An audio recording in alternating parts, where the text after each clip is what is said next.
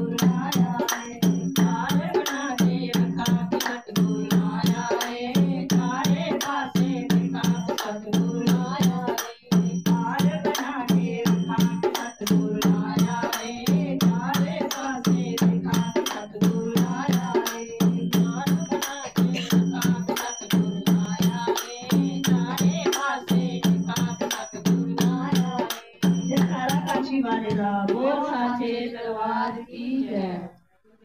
Jai Shri Guru Ravidas.